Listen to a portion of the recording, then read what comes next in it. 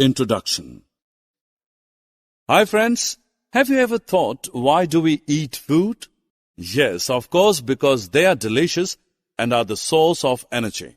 In this module, we are going to study about different food items that we eat. Objectives. Dear friends, at the end of this lesson, you'll be able to list nutrients and detect carbohydrate, proteins, and fats in the food items.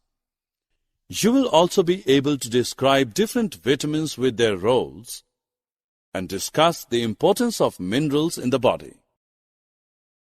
In addition to this, you will also be able to explain the importance of dietary fibers and water in the body, explain the importance of balanced diet, and define deficiency diseases. Friends, we get excited when our mother cooks delicious food for us like dal, roti, sambar, idli, rice, etc.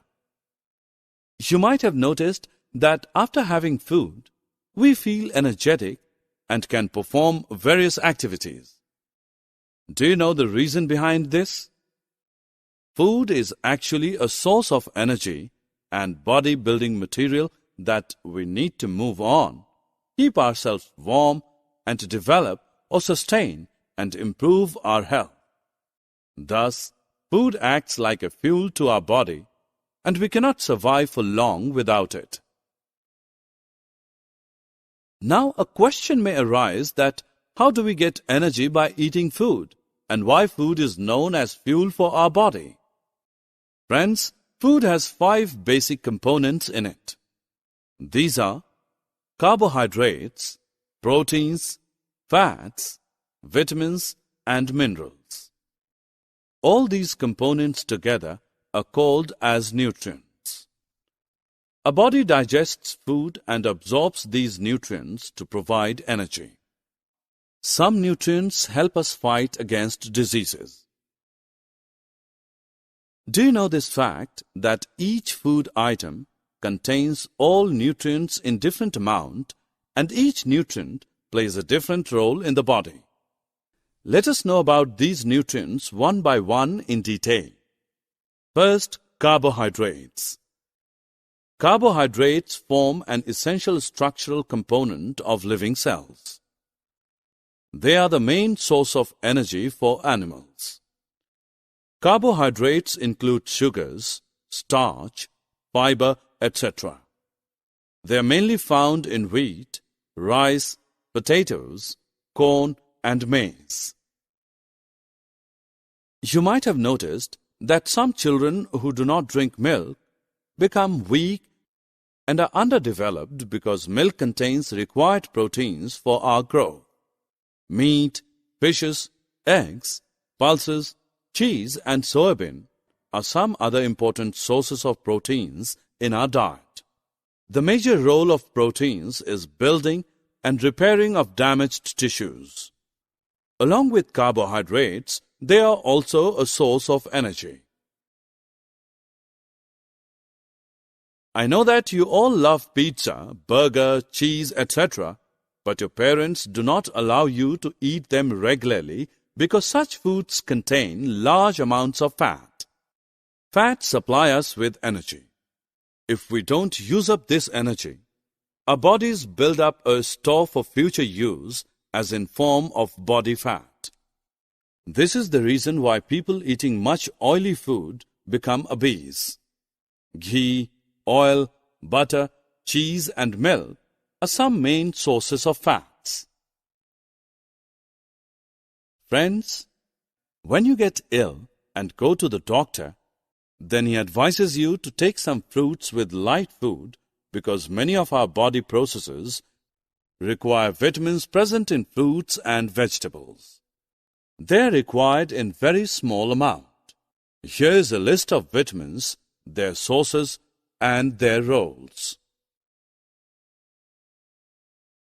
You might have seen many advertisements of mineral-rich food items.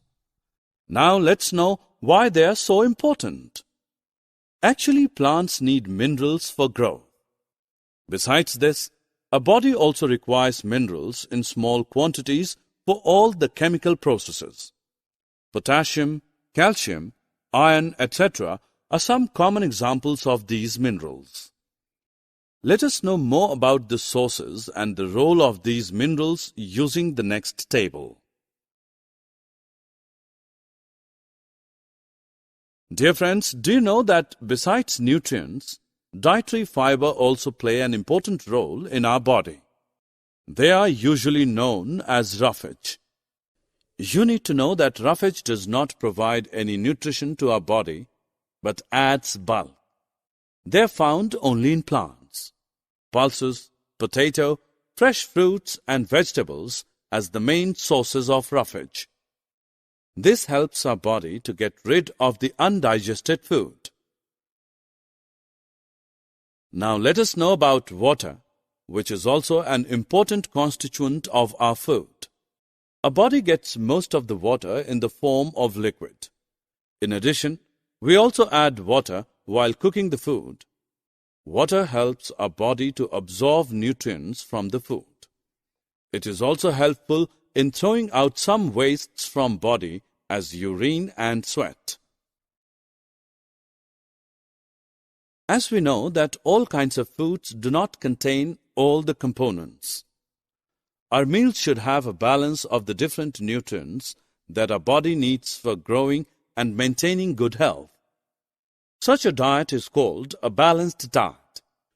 In other words, we can say that a balanced diet includes all the nutrients that our body requires in proper quantities.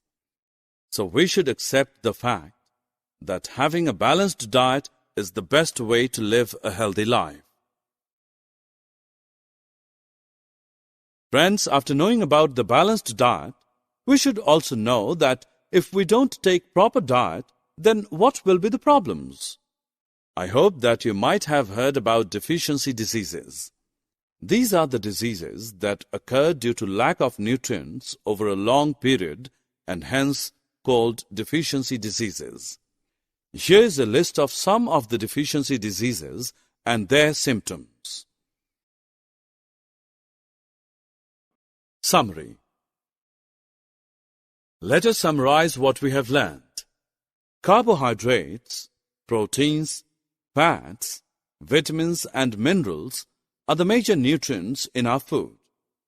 In addition, food also contains dietary fibers and water.